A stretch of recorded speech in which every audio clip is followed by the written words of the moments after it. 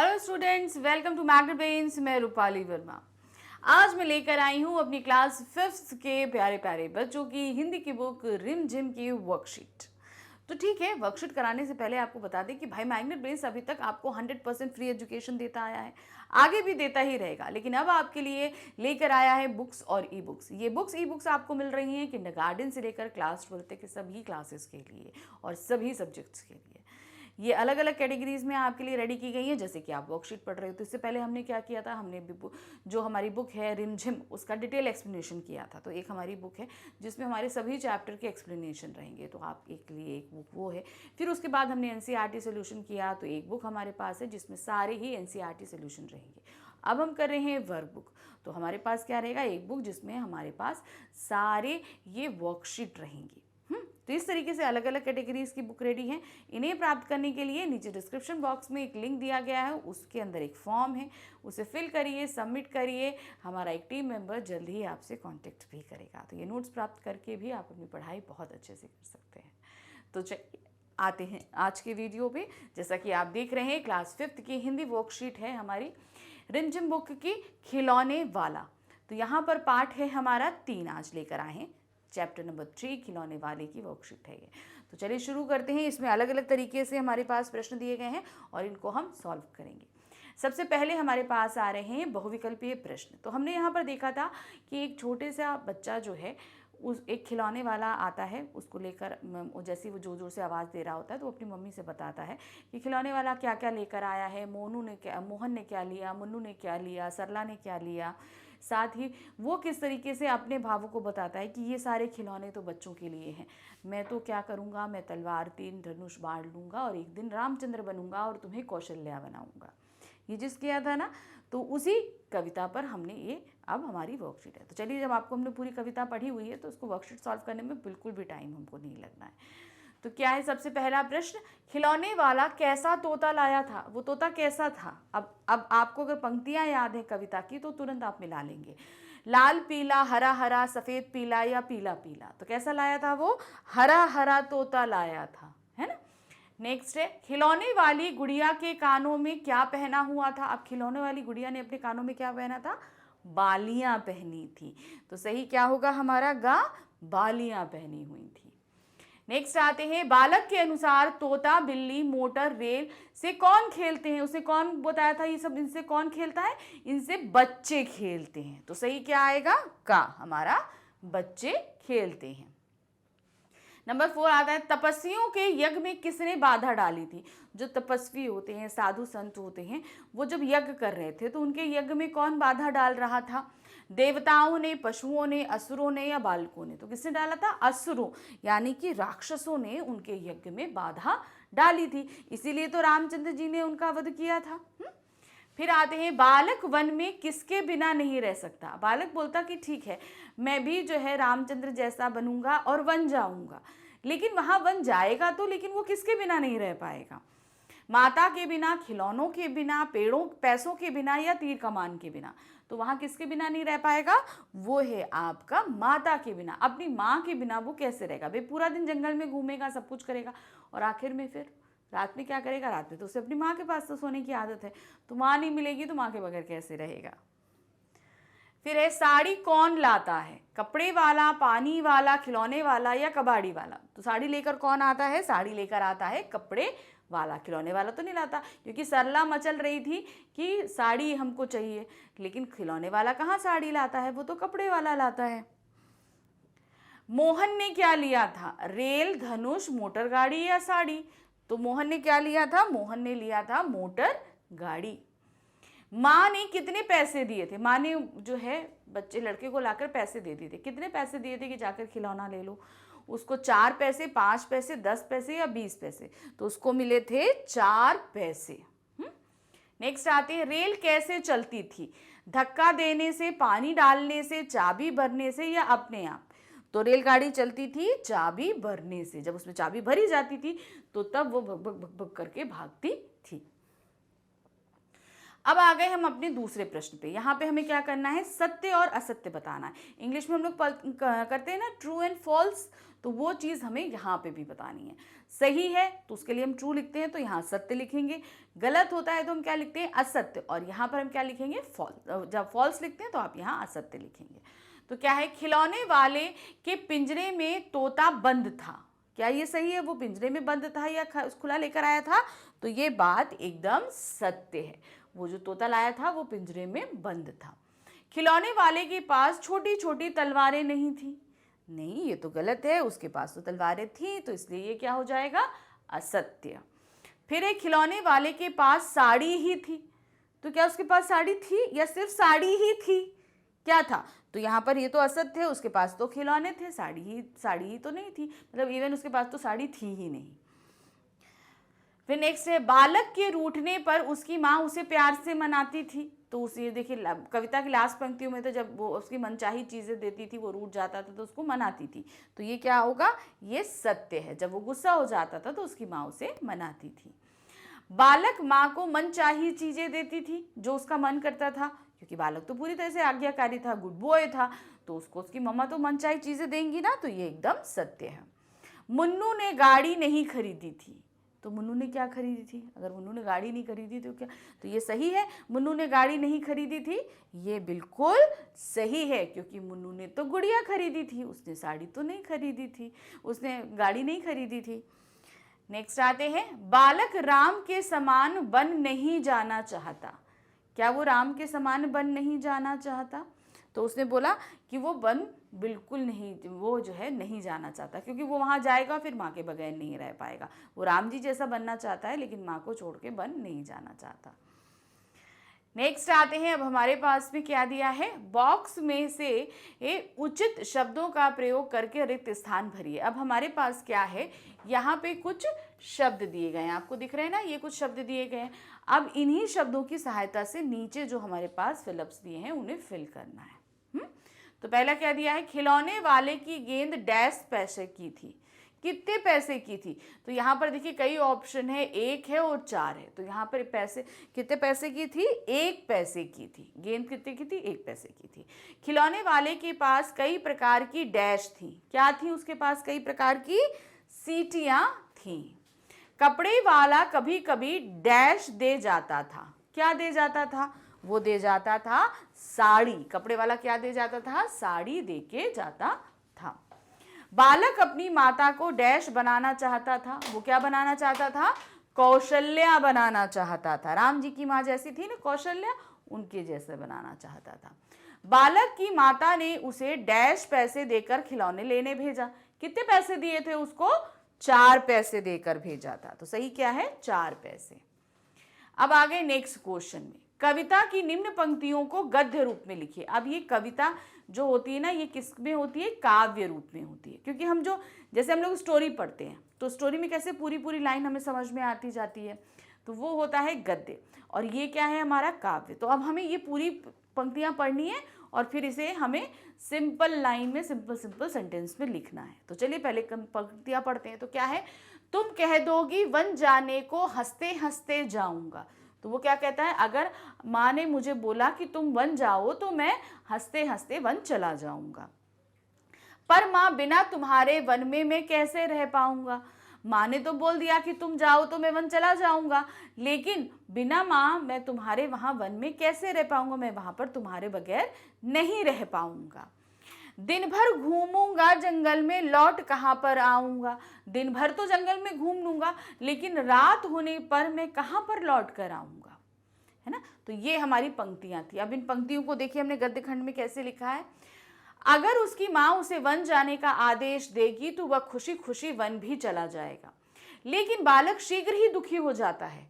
वह माँ से कहता है कि वह जंगल में उसके यानी कि माँ के बिना अकेले कैसे रहेगा। सारा दिन जंगल में घूमने के बाद शाम को लौटकर कहाँ जाएगा, यह सोचकर वह उदास हो जाता है। तो ये हमारी पूरी जो काव्यांश हमने पढ़ा था, जो काव्य पंक्तियां थी, उन्हें हमने इस तरीके से गद्य में लिख दिया। नेक्स्ट आते हैं, काव्यांश के आधार पर पूछे गए प्रश्नों के उत्तर दीजिए। अब हमारे पास हमारी कविता की कुछ पंक्तियां हैं, इनको हम पढ़ेंगे और इन्हीं पर हमसे कुछ क्वेश्चंस पूछे गए हैं जिन्हें हमें करना है। तो क्या है, मैं तलवार खरीदूंगा माँ या मैं लूंगा तीर कमान, जंगल में जा किसी ताड़का को मारूंगा राम समान, तपस्वी यज्ञ करेंगे असुरों को मैं मार भगाऊंगा, यूं ही कुछ दिन करते करते रामचंद्र बन जाऊंगा। तो किस तरीके से यहाँ पर वो क्या क्या लेगा और रामचंद्र जी ने जो जो किया, असुरों को मारा, सबको किया, करने के बाद वो एक दिन खुद रामचंद्र बन जाएगा। अब इस पे आधारित प्रश्न क्या है, देखिए, बालक अपने अपने पैसों को क्या क्या खरीदने की बात कर रहा है। तो माँ ने उसे 4 पैसे दिए थे, तो उसने क्या बोला, तलवार खरीदूंगा, तीर कमान खरीदूंगा, यही सब खरीदने की बात उसने बोली थी ना। तो देखिए क्या है, बालक अपने पैसों से तलवार और तीर कमान खरीदने की बात कर रहा है। तो ये हमारा देखिए उस गद्यांश में दिया, काव्यांश में दिया गया, उसी से समझ के हमें और सिंपल एक लाइन बनाकर लिखना है। फिर आते हैं, बालक किसके समान क्या बनना चाहता है। तो बालक क्या बनना चाहता है, किसके समान, बालक जो है वो राम के समान ताड़का को मारना चाहता है। क्या करना चाहता है, वो किसके समान बनना चाहता है, राम के समान, और क्या करना चाहता है, ताड़का को मारना चाहता है। फिर है, असुरों को किसने मार भगाया था और क्यों। असुरों को किसने मारा था, असुरों को रामचंद्र जी ने मारा था, क्योंकि वो तपस्वियों के यज्ञ में बाधा डाल रहे थे। तो देखिए कैसे लिखेंगे, असुरों को राम जी ने मार के भगाया था क्योंकि वह तपस्वी के यज्ञ में बाधा उत्पन्न करते थे। बाधा मतलब प्रॉब्लम क्रिएट करते थे, वो यज्ञ करते थे, कहीं पानी डाल देते थे, कहीं कुछ डाल देते थे, जिनसे उनका यज्ञ खराब हो जाता था। नेक्स्ट है हमारे पास, अब आ गए अति लघु उत्तरीय प्रश्न, यानी कि हमें ये है हमारे वेरी शॉर्ट आंसर, मतलब इनको सिर्फ एक एक लाइन में हमें आंसर देना है। खिलौने वाली रेल कैसे चलती थी, कैसे चलती थी, वो भग भग भग भग करके चलती थी ना, खिलौने वाली रेल भग भग भग करके चलती थी। खिलौने वाला किस प्रकार खिलौने बेच रहा था, वो जोर जोर से आवाज लगा के खिलौने बेच रहा था, सभी को जोर जोर से बोल रहा था ना। तो क्या है, खिलौने वाला जोर जोर से बोलकर खिलौने बेच रहा था। मुन्नू और मोहन ने क्या खरीदा, अब मुन्नू ने गुड़िया खरीदी थी और मोहन ने मोटर गाड़ी खरीदी थी। तो यहाँ सही क्या है, मुन्नू ने गुड़िया और मोहन ने मोटर गाड़ी खरीदी थी। ताड़का को किसने मारा था, ताड़का को श्री रामचंद्र जी ने मारा था, ताड़का को श्री रामचंद्र जी ने मारा था। बच्चा माँ को किसके आने की खबर दे रहा है, किसको, कौन आया था जिसके आने की खबर बच्चे ने अपने माँ को दी थी, खिलौने वाले के आने की खबर दे रहा था। बच्चा माँ को खिलौने वाले के आने की खबर दे रहा था। कविता में किन किन बच्चों के नाम आए हैं, कौन कौन से बच्चे हैं भाई उसमें, मोहन है, मुन्नू है, सरला है, इन सभी बच्चों के नाम आए हैं ना। तो सबके नाम लिख देंगे, कविता में मुन्नू, मोहन और सरला के नाम आए हैं। तुम अपने साथियों के साथ कौन कौन से खेल खेलती हो या खेलते हो। अब आप जो भी गेम खेलते हो आप अपना नाम लिख सकते हो, मैंने 1-2 के नाम लिखे हैं, अगर इसके अलावा आप कोई और गेम अपने फ्रेंड्स के साथ खेलते हैं तो उन नामों को आप लिख सकते हो। तो देखिए इसको कैसे लिखेंगे, मैं अपने साथियों के साथ छुपन छुपाई, चोर सिपाही, ऊंच नीच जैसे खेल खेलती हूँ। फिर आते हैं, बच्चा अपनी माँ को किसकी माँ के समान बनाने के लिए कह रहा है। तो बच्चा किसकी, बच्चा श्री रामचंद्र जी की माँ कौशल्या माता के समान बनाने को कह रहा है। तो कैसा है देखिए, बच्चा अपनी माँ को श्री राम जी की माँ कौशल्या के समान बनाने के लिए कह रहा है। अब आ गए हमारे पास लघु उत्तरीय, अब थोड़े से बड़े आंसर्स देंगे, अभी तो हम बहुत छोटे छोटे दे रहे थे एक एक लाइन के, अब थोड़ा सा बड़ा आंसर देंगे, यानी कि 2 लाइन के आसपास। क्या है, खिलौने वाली मोटर गाड़ी को कौन कौन सी विशेषताएं थी। अब खिलौने वाली जो मोटर गाड़ी थी उसकी क्या क्या विशेषताएं कविता में बताई गई हैं। तो देखिए क्या है, खिलौने वाली मोटर गाड़ी छोटी सी है और सर सर सर करके बहुत तेज चलती है, यही विशेषताएं कविता में बताई थी। फिर एक, कविता में किन किन खिलौनों के नाम आए हैं। भाई बहुत सारे खिलौने हैं, तोता है, मोटर गाड़ी है, तलवार है, तीर धनुष है, सभी कुछ। देखिए क्या है, कविता में हरे हरे तोते, गेंद, मोटर गाड़ी, सीटियाँ, रेलगाड़ी, लोटा थाली, तलवार आदि खिलौनों के नाम आए हैं। सरला की कौन सी इच्छा पूरी ना हो सकी और क्यों? सरला क्या मांग रही थी? सरला मांग रही थी साड़ी, और वो भाई खिलौने वाला लाया नहीं था। तो क्या है, सरला को साड़ी लेने की इच्छा थी, मगर खिलौने वाले के पास कोई भी साड़ी नहीं थी, इसलिए उसकी यह इच्छा पूरी नहीं हो पाई। अब नेक्स्ट है हमारे पास भाषा आधारित प्रश्न आ रहे हैं, जो हम भाषा पढ़ते हैं ना, यानी कि एक तरीके से व्याकरण संबंधी आ रहे हैं। तो क्या है, वर्ण शब्दों के वर्णों को अलग अलग करके लिखना वर्ण विच्छेद कहलाता है। कोई भी एक शब्द है उसे हम अलग अलग करके लिखेंगे तो वो क्या कहलाता है? वर्ण विच्छेद। जैसे यहाँ दिया है बाली, बाली का वर्ण विच्छेद है बा प्लस आ ला प्लस ई। तो अब इसी तरीके से नीचे जो शब्द दिए हैं हमें इसका वर्ण विच्छेद करना है। चलिए देखते हैं कैसे है। अब जैसे यहाँ पर खिलौना है, हम सभी को पता है कि जितने भी व्यंजन होते हैं वो स्वर की सहायता के बगैर नहीं बोले जाते हैं, ठीक है। या तो उनमें कोई मात्राएं लगी होगी, और अगर सिर्फ खाली है तो उसके साथ आ लगा होता है। ये हम सबको पता है ना। तो चलिए यहाँ पर देखिए क्या है, खा है। क्या है? खा। तो खा के साथ कौन सा स्वर लगा है? छोटी ई की मात्रा। तो यहाँ पर हमारे पास क्या आया? खा आया। खा के नीचे हमने हलंत लगा दिया, तो मतलब इसके साथ हमने स्वर को हटा दिया और उसे हमने अलग लिख दिया छोटी ई की मात्रा में, ठीक। फिर आता है ला। ला के साथ कौन सा स्वर लिखा है? ओ। तो यहाँ पर क्या लगेंगे? हम यहाँ पे प्लस लगाएंगे। ला हमने लिखा, ला के नीचे हमने जैसे हलंत लगाया, इसका मतलब इसके साथ हमने स्वर को हटा दिया। फिर हमने यहाँ प्लस लगाया और इसके साथ हमने लिख दिया औ। ये औ की मात्रा थी ना, देखिए यहाँ पे औ की मात्रा थी, तो अब जब हम इसको अलग करेंगे तो वो पूरा पूरा औ आ जाएगा हमारे पास में। फिर यहाँ ना है, ना के साथ कौन सा स्वर लगा है? ए लगा है।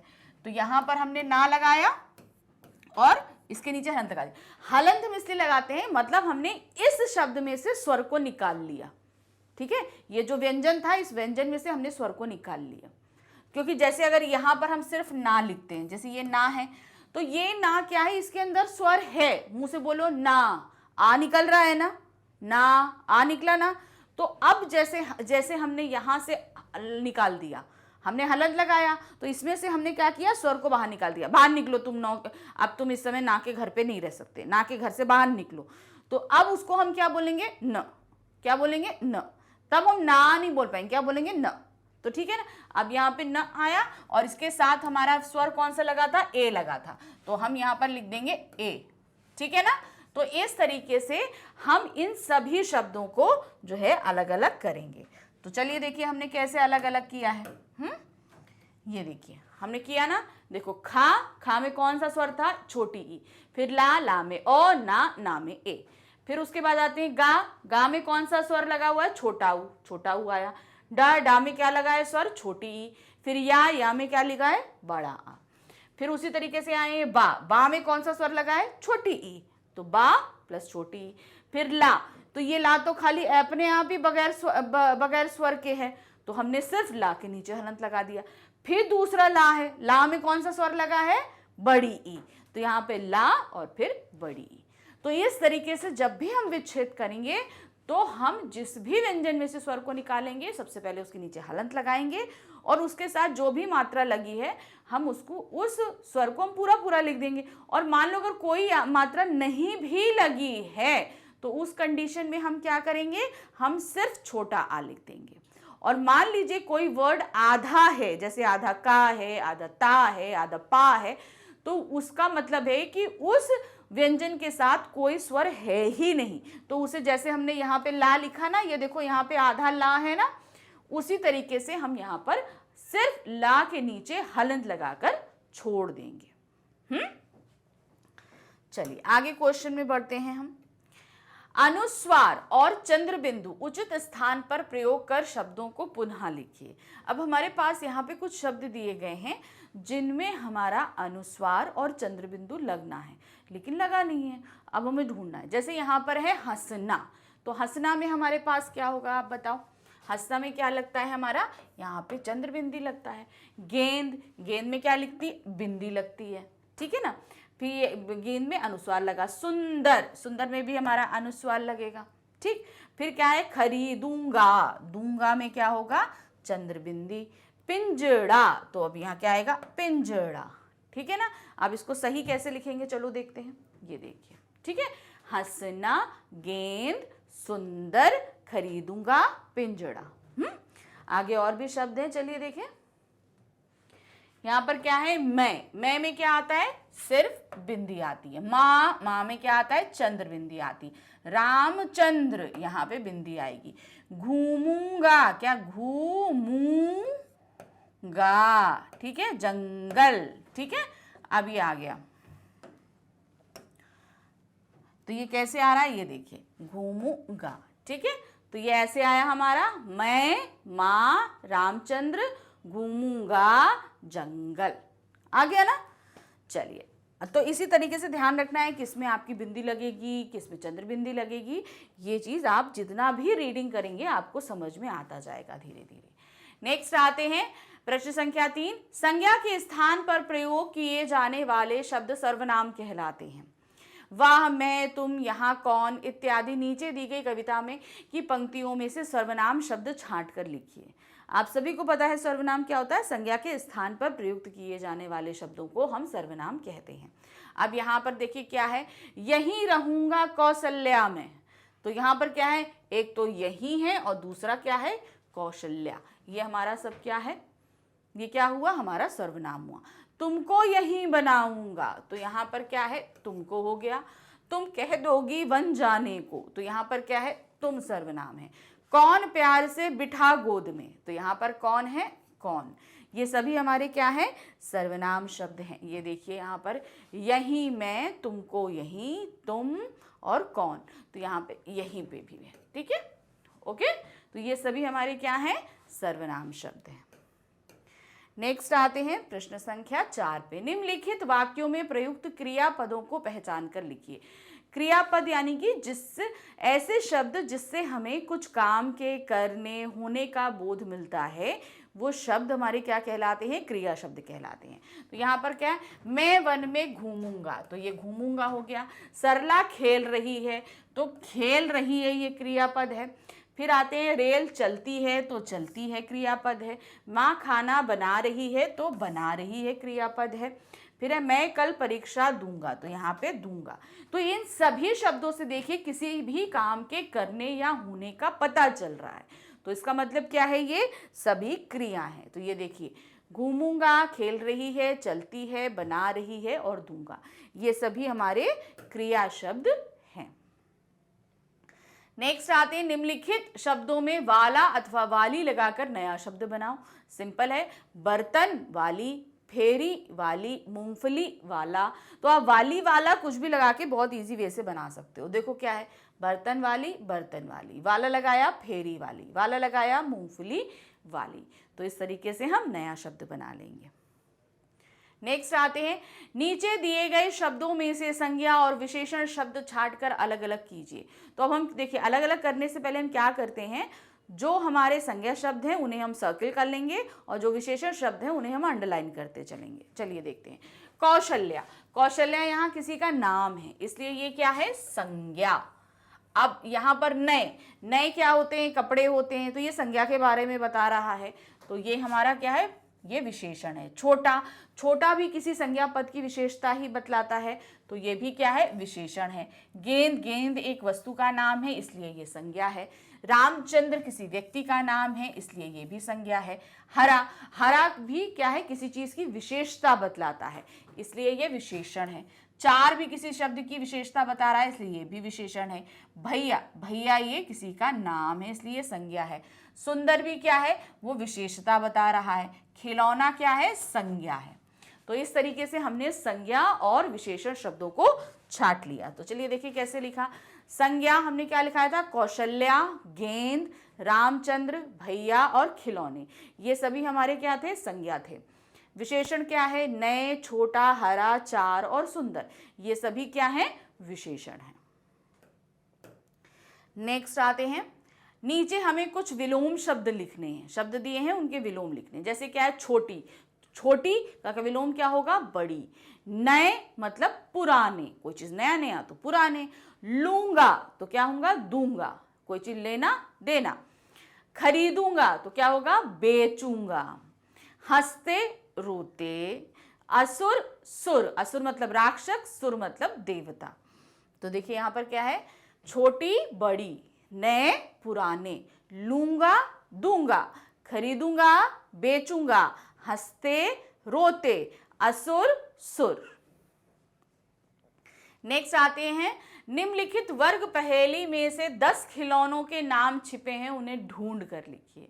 तो यहाँ 10 खिलौनों के नाम लिखने हैं। चलिए देखते हैं, हम यहाँ सर्कल करते हैं, फिर उसके बाद यहाँ लिख लेंगे। तो सबसे पहले यहाँ पर देखिए क्या है, वर्ग पहेली है पूरे हमारे सामने।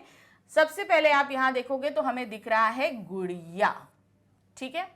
फिर नेक्स्ट हम आते हैं तो हमें यहाँ कुछ नहीं दिख रहा, ये देखो हमें यहाँ दिख रहा है गेंद, ये दिख रहा है बल्ला। फिर उसके बाद यहाँ पर क्या दिखता है, देखते हैं, ये देखो सीटी, सीटी दिखी, ओके। यहाँ दिखी गाड़ी, ओके। और ढूंढते जाइए, आप लोग भी ढूंढिए साथ साथ में।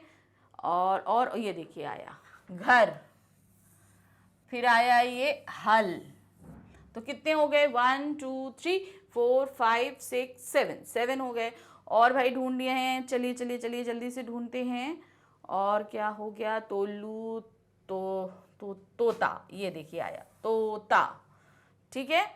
और आया, और देखते हैं कहाँ पे आएगा, यहाँ से आते हैं, ये देखो कितने सारे हमने ढूंढ लिए ना। तो चलो अब हम देखते हैं, ये देखिए आया यहाँ पे ये पूरा आया रेलगाड़ी, ये दिखा ना रेलगाड़ी, दिखा रेलगाड़ी ये। तो चलिए अब इसी तरीके से देखो यहाँ पर हमने सब लिख लिया है, गुड़िया, बल्ला, गेंद, रेलगाड़ी, भालू। अरे हाँ भालू तो रह गया, ये देखिए भालू, एक भालू था। फिर क्या था, सीटी, घर। तो इस तरीके से हमने जो ढूंढ लिया 1 2 3 4 5 6 7 8 9 10, तो टोटल हो गए 10 हमने ढूंढ लिया। चलिए आगे हम यहाँ पर हमारी वर्कशीट खत्म हो गई, देखा कितने बढ़िया तरीके से हमने फटाफट पूरी वर्कशीट कर ली। तो इसी तरीके से आगे और भी चैप्टर्स हैं, हम वर्कशीट लेकर आते रहेंगे और बहुत बढ़िया तरीके से करते रहेंगे, क्योंकि अभी तो चैप्टर्स बहुत बाकी है, अभी तो हम 3 चैप्टर तक पहुंचे हैं, है ना। अब मैग्नेट ब्रेन्स आपके लिए लेकर आया है बुक्स और ई बुक्स, तो फटाफट इनको भी आप प्राप्त कर लीजिए, जो कि हमें मिल रही हैं किंडरगार्टन से लेकर क्लास 12 तक के सभी सब्जेक्ट्स के लिए।